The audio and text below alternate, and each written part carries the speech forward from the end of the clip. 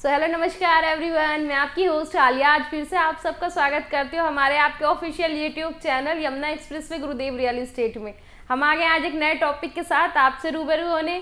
आज की जो टॉपिक है बहुत कॉमन टॉपिक है, आप लोगों के सवाल से जो आप हमसे कॉल पे पूछते हैं या जो आपके क्वेश्चन रहते हैं, उस एक कॉमन क्वेश्चन को आज मैं वीडियो में लेकर आई हूँ और उनका जवाब दूंगी आपको।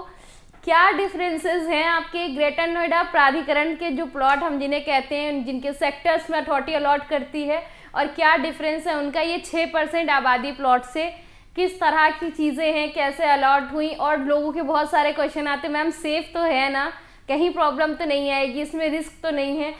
मेरी सारी 6% आबादी वीडियो में प्लॉट की मैंने ये चीज़ें एक्सप्लेन की है, आपको बताई है कि कहीं पे भी कोई प्रॉब्लम नहीं है, आप 6% आबादी प्लॉट को परचेज कर सकते हैं। पूरा ये सेफ प्रोसेस है, पूरा लीगल है, अथॉरिटी के ही एक तरह से ये प्लॉट हैं, अथॉरिटी ने ही इन्हें अलॉट भी किया है। इनका डेवलपमेंट और जब आप लेकर रहने लगेंगे आगे फ्यूचर तक भी इनका मेंटेनेंस, इनके रोड के काम, सीवर के काम, आपकी लाइट हो गया, पानी हो गया, हर एक चीज़ का मेंटेनेंस सब कुछ अथॉरिटी ही आगे भी मेंटेन करेगी। तो इसीलिए आज मैं एक डिटेल वीडियो लेकर आई हूँ। इसमें आपको ये चीज़ें जो डाउट्स हैं ये इनमें क्लियर हो जाएंगे कि क्या डिफरेंसेस है और क्या क्या इनके प्रोसेस होते हैं। तो वीडियो को पूरा स्टार्ट करते हैं। Greater Noida authority plots versus 6% किसान कोटा अथॉरिटी प्लॉट्स। तो यहाँ से तो सारी चीज़ें, सबसे पहले एक चीज़ क्लियर हो गई, authority plots and authority plots. तो हम आज अथॉरिटी के ही प्लॉट्स का जो हम दो वेरिएंट में देखते हैं, इनमें क्या डिफरेंसेस है इसे देखेंगे। तो ये हमारी स्लाइड पे same versus greater Noida authority plots versus 6% किसान कोटा अथॉरिटी प्लॉट्स। तो बेसिकली हम ये देखेंगे। तो मैं आपको ये बताऊं कि जो ये आप इस साइड हमारे देख रहे हैं ग्रेटर नोएडा अथॉरिटी प्लॉट्स, इनको अथॉरिटी ने, ग्रेटर नोएडा प्राधिकरण ने, जो हमारे फार्मर्स थे, फार्मर से जो इस पूरे ग्रेटर नोएडा की लोकेशन में जिनकी लैंड आ रही थी, उनसे जब ये लैंड एक्वायरमेंट में आई, अथॉरिटी ने उन्हें एक्वायर किया।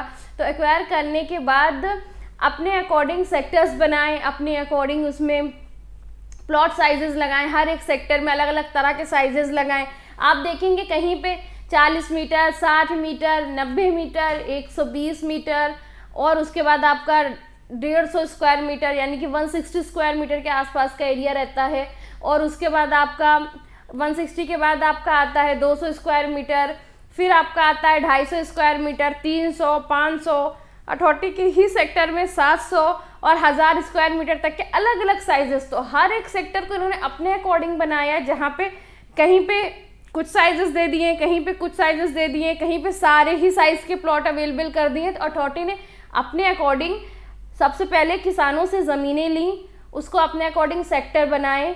सेक्टर बनाने के बाद उनमें अपने अकॉर्डिंग जो उन्हें साइज़ लगाना था वो साइज़ के उन्होंने प्लॉट लगाए। और देन उसका जो उन्होंने आगे अलॉटमेंट जब किया, जब उसकी स्कीम निकाली, लोगों ने ड्रॉ के थ्रू उसमें अपने प्लॉट को अचीव किया, लोगों को मिले। तो आप ये बेसिकली इस प्रोसेस का मतलब ये, मैं आपको बहुत डीप में नहीं ले जा रही, मैं ओवरव्यू आपको बताऊं। तो प्रोसेस का मतलब ये, अथॉरिटी ने किसानों से लैंड ली, अपने अकॉर्डिंग उसमें सेक्टर बनाए, उसमें किस भी सेक्टर में क्या साइज़ रखना वो डिसाइड किया। तो बेसिकली जो साइज़ के प्लॉट रखे, फिर डेवलपमेंट किया और सारी चीज़ें करके जब लोगों को इन्होंने अलॉट कर दिया था तो लोग अपने अकॉर्डिंग वहाँ रहने लगे। अब अथॉरिटी की इसमें कंडीशन क्या आ गई, जो सेक्टर इन्होंने रेजिडेंस के पर्पज़ से बनाया उसमें टोटल रेजिडेंशियल ही होता है, उसमें आप घर बना के रह सकते हैं, पर उसमें किसी भी तरह का कोई भी व्यवसाय नहीं कर सकते, किसी भी तरह कोई बिजनेस आप उनमें नहीं कर सकते। बेसिकली आप ऐसा नहीं कि उसे कॉमर्शियल पर्पस से यूज़ कर लें या कुछ और आपका कोई पर्पस हो जो आप सोचें कि मैं उस रेजिडेंशियल सेक्टर से फुलफिल कर लूँ, तो ये ऐसा नहीं हो सकता। जो अथॉरिटी का रेजिडेंशियल सेक्टर है, आपने टोटल उसमें रेजिडेंस ही करना है। जो इनके कॉमर्शियल के एरिया होते हैं, जहाँ पर उन्होंने कॉमर्शियल निकाला होता है, वहाँ पर टोटल कॉमर्शियल एक्टिविटीज़ ही होती है। साथ ही साथ जो अथॉरिटी ने इंडस्ट्रियल एरिया बनाया, जो इंडस्ट्रियल सेक्टर बनाए, तो वहाँ पे इंडस्ट्रीज़ ही हो सकती, वहाँ पे कोई अपना रेजिडेंस नहीं कर सकता, आप किसी भी तरह की इंडस्ट्री ही लगा सकते हैं। तो ये तो हो गया अथॉरिटी का ये प्लॉट्स जो अथॉरिटी ने अपने अकॉर्डिंग जब किसानों से एक्वायर किया उसमें अपने अकॉर्डिंग सेक्टर्स बनाए, लोकेशन जहाँ उनको इंडस्ट्रियल लगाना था वहाँ इंडस्ट्री लगाई, जहाँ कॉमर्शियल बनाना था वहाँ कॉमर्शियल बनाया, जहाँ रेजिडेंस देना था वहाँ रेजिडेंस दिया। किस सेक्टर में या किस, चाहे वो इंडस्ट्री का हो या रेजिडेंशियल का हो, किस लोकेशन पे किस सेक्टर में क्या साइज होगा, ये उन्होंने डिसाइड किया। देन उन्होंने उसकी अलॉटमेंट की। फिर लोगों ने जब वहाँ पे उनको, क्योंकि जब अलॉटमेंट की तब लोगों ने, क्योंकि वहाँ पे ड्रॉ के लिए फॉर्म अप्लाई किया था, तो लोगों को भी ये क्लियर था कि वो रेजिडेंस के लिए ले रहे हैं या इंडस्ट्री के लिए। जिससे इंडस्ट्री लगाने का माइंड में रहा होगा उन्होंने इंडस्ट्री का फॉर्म फिल किया होगा, जिनको रेजिडेंस करना रहा होगा उन्होंने रेजिडेंस का फिल किया। तो कुछ इस तरह से लोगों को मिल गया। तो इसमें पर्पस जिसके जो थे वो पहले से क्लियर था और अथॉरिटी ने चीज़ें क्लियर कर रखी थी और आप वही कर सकते। तो ये तो हो गया अथॉरिटी के नॉर्म्स में। अब अगर ये अथॉरिटी का है तो ये अथॉरिटी का कैसे है, और अगर दोनों अथॉरिटी का तो दोनों को अलग तरह से क्यों जाना जाता है, डिफरेंसेस कहाँ से आते हैं। बेसिकली अगर मैं आपको डिफरेंसेस बताऊं तो ये तो प्रॉपर अथॉरिटी ने जो एक्वायर करके जो अपने सेक्टर बनाएंगे तो वो हो गए। ये सेक्टर जो थे ये अथॉरिटी ने तब बनाए जब इन्होंने जिन जिन किसानों से उनकी यहाँ पे ज़मीनें एक्वायर करी थी, उन ज़मीनों के जो इन्होंने मुआवजे दिए थे उसमें कुछ परसेंट में मुआवजे के तौर पे ज़मीन भी अथॉरिटी ने किसानों को अलॉट की थी। मींस जो उनका मुआवजा बनता था 100% का, उसमें इन्होंने मुआवजे के साथ ही साथ किसानों की जो रिक्वायरमेंट थी, क्योंकि उनकी ज़मीनें जा चुकी थी, तो उनको अपने व्यवसाय के लिए, अपने रोज़गार के लिए उन्होंने अथॉरिटी से ये डिमांड करी कि हमें हमारे व्यवसाय के लिए लैंड मिलनी चाहिए कि हम आगे उसमें कुछ कर सकें, या हमारी तो लैंड चली गई है तो आगे हम कैसे, हमारे पास भी कोई लैंड होनी चाहिए। तो उसके बिहाफ पे अथॉरिटी ने क्या किया कि इनको सेमी कॉमर्शियल लैंड दे दी। अथॉरिटी ने इनको 6% में जो इनका मुआवजा हो रहा था उसमें इन्होंने 6% की इनको सेमी कॉमर्शियल लैंड दे दी। अब जो ये 6% की लैंड थी, बेसिकली ये सेक्टर भी अथॉरिटी ने क्या किया, ये सेक्टर भी अथॉरिटी ने खुद डेवलप किया। खुद अथॉरिटी ने इसके मेंटेनेंस को देखे, या आगे अभी जो लोकेशन पे डेवलपमेंट नहीं है वो भी आप ये मान के चलिए अथॉरिटी ही उन्हें डेवलप करेगी। बट अथॉरिटी फर्स्टली पहले जो काम करती है वो इन सेक्टर्स में करती है जिसे अथॉरिटी ने खुद अलॉट किया हुआ है। देन उसके साथ साथ बाद में अथॉरिटी इनमें अलॉटमेंट तो काफ़ी पहले हो चुकी थी सबकी। इसमें आप मान के चल सकते हैं जो सबसे पहली ग्रेटर नोएडा अथॉरिटी ने अलॉटमेंट की थी वो आपकी 1995 के टाइम की थी। फर्स्ट अलॉटमेंट जब आपकी हुई थी वो 1992 टू 1995 के बीच की अलॉटमेंट थी, जब उन्होंने अल्फ़ा, बीटा, गामा, ये सारे जो स्टार्टिंग के सेक्टर थे इन सब में पहली अलॉटमेंट की थी। अब आप मान के चलिए उसके बाद इन्होंने 6% आबादी प्लॉट में लोगों को, जिनके किसानों के लिए थे, उनको अलॉट किया। अब आप यहाँ से एक डिफरेंस तो ये समझ सकते हैं कि अथॉरिटी का जो ये वाला, जब अथॉरिटी ने अलॉटमेंट किया था, ड्रॉ निकाला था, तो उस टाइम पे ये ड्रॉ में निकाला था, ये कोई भी नॉर्मल पर्सन फिल कर सकता था, परचेज कर सकता था। यहाँ पे कोई मतलब कोई क्राइटेरिया नहीं था कि सिर्फ कोई एक ही इस तरह का ही कैटेगरी का बंदा लेगा, यहाँ पे कोई भी परचेजिंग कर सकता था। बट यहाँ पे अथॉरिटी ने कोई ड्रॉ नहीं निकाला। यहाँ पे जिन किसानों की लैंड यहाँ पे गई थी इस वाले प्लॉट के लिए, यहाँ पे अथॉरिटी ने क्या किया कि उनको ही अलॉट कर दी उनकी लैंड। 6% में उनको लैंड अलॉट कर दी, जितनी उनकी बन रही थी, जितना एरिया जिस किसान का गया था उसके अकॉर्डिंग जो उसका मुआवजे का 6% बन रहा था उसकी उन्होंने लैंड दे दी।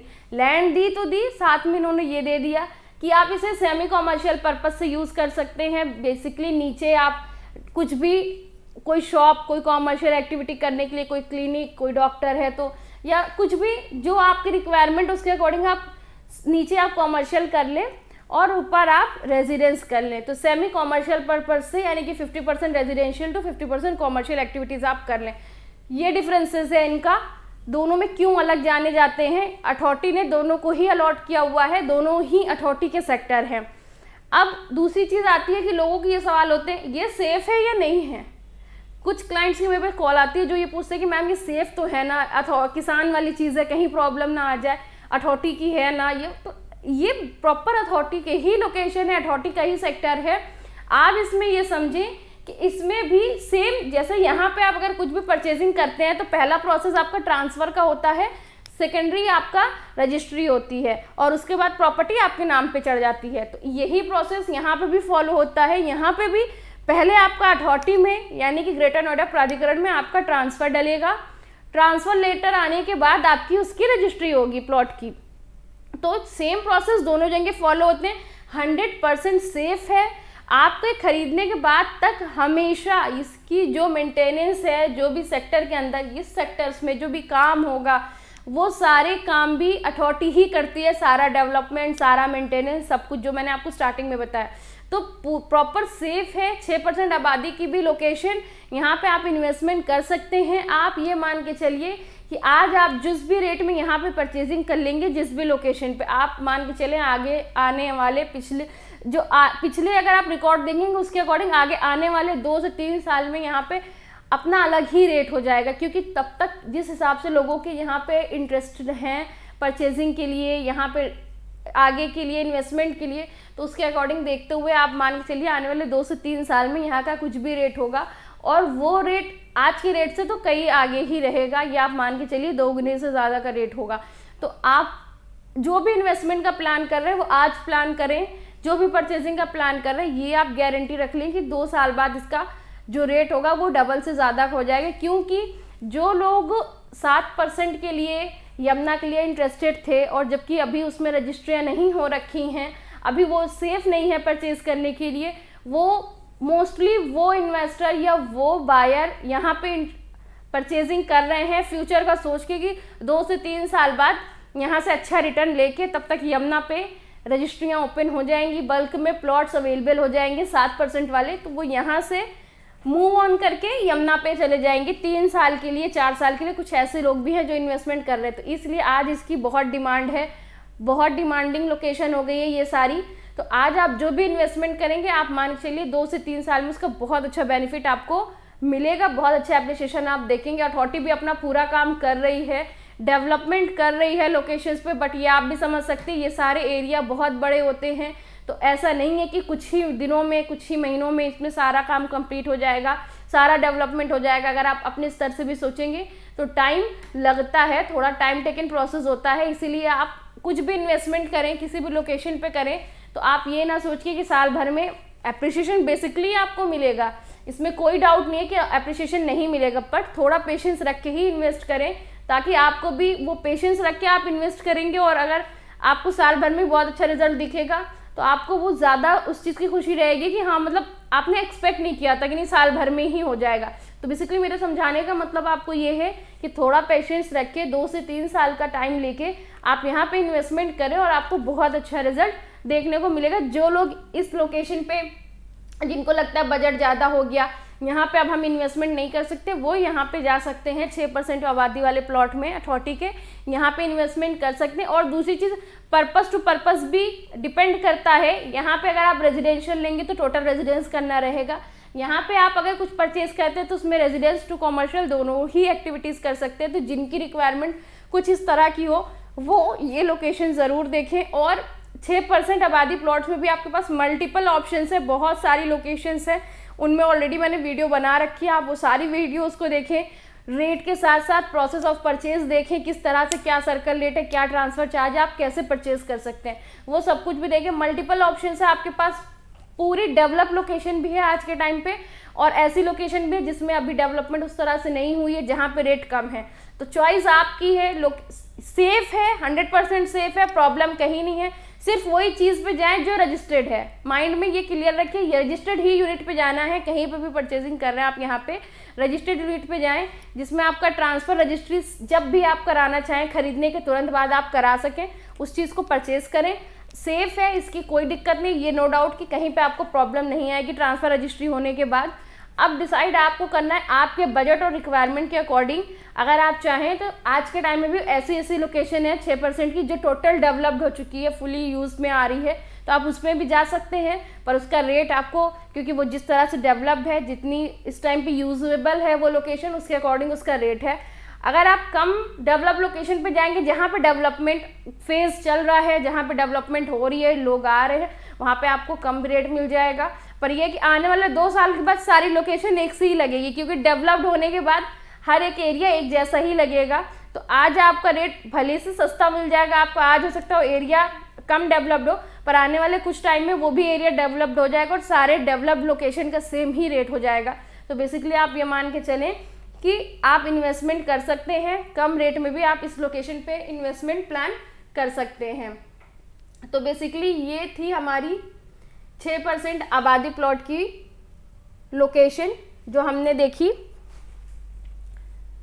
अब इनसे रिलेटेड आपकी कोई क्वेरी और क्वेश्चन अगर होते हैं इनसे रिलेटेड, यहाँ पे मैंने आपके सिर्फ डाउट्स क्लियर किए हैं। अब अगर आपके कोई क्वेश्चन आते हैं किसी भी एरिया में परचेजिंग से रिलेटेड या किसी और वीडियो को आप देख के आपकी कोई क्वेरी होती है तो आप हमसे कांटेक्ट कर सकते हैं। कांटेक्ट करने के लिए जो ऑप्शंस आपके पास हैं, सबसे पहला है हमारा official YouTube channel Yamuna express पे गुरुदेव रियल एस्टेट के कमेंट सेक्शन में आप जाएं, वहाँ पे आप कमेंट करें, आपके जो भी क्वेश्चंस होते हैं आप यहाँ पे हमसे डिस्कस कर सकते हैं।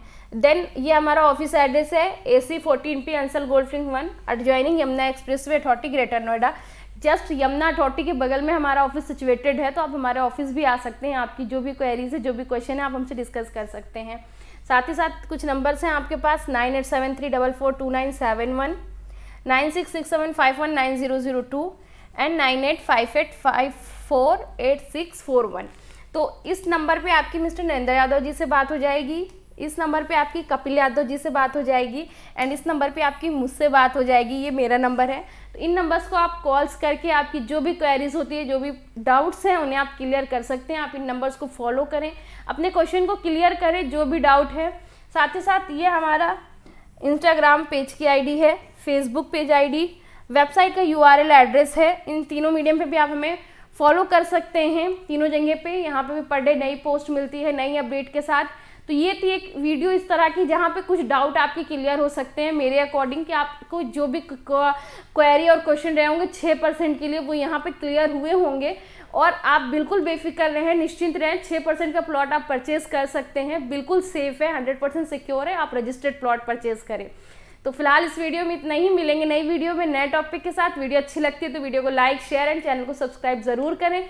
कमेंट बॉक्स में अपनी राय दें कि आपको वीडियो कैसी लगती है और कुछ सजेशन हो तो वो भी दें। फिलहाल के लिए मुझे दे इजाज़त, मिलेंगे नई वीडियो में नए टॉपिक के साथ। Thank you so much.